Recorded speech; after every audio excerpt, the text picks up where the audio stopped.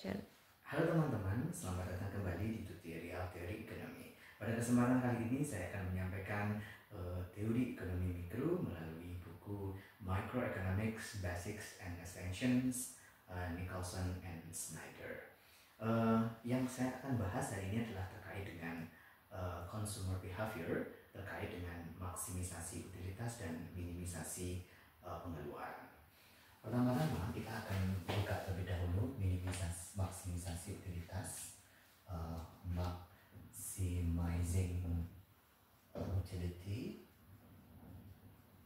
Kemudian yang kedua adalah minimizing expenditures,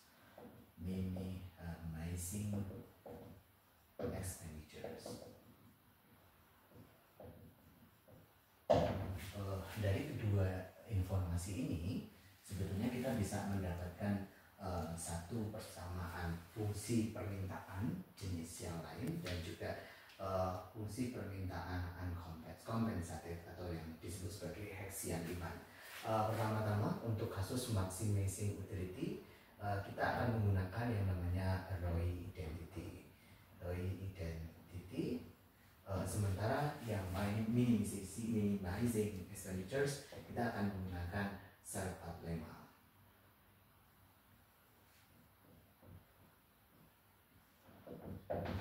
Pada Roy identity kita akan menggunakan fungsi Lagrange X, Y dengan menggunakan utilitas sebagai fungsi utama dan kemudian lambda terhadap constraint adalah income I min PX dikali X plus minus PY dikali Y. Sementara yang lain akan kita balik menggunakan Lagrange dual, yaitu X, Y, di mana untuk fungsi yang awalnya adalah income, fungsi income-nya atau budget line, terus kemudian lambda terhadap utilitas konstan dikurangi dengan fungsi utilitas itu sendiri. Nah, setelah itu kita akan mendapatkan persamaan maksimisasi untuk fungsi majmuk, kemudian kita dapatkan proses penurunannya sehingga akan mendapatkan permintaan Marshallian atau Marshallian demand.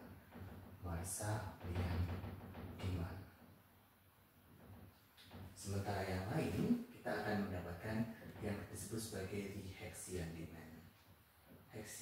demand. Perlu kita ketahui bahwa persamaan Marshallian demand itu adalah X itu sendiri dipengaruhi oleh harga barang itu sendiri, harga barang lain, dan income.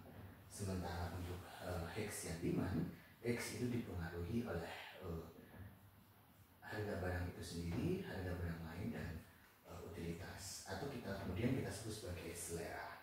Dari Marshallian demand, teman-teman, ini nanti akan memunculkan yang disebut sebagai the income effect.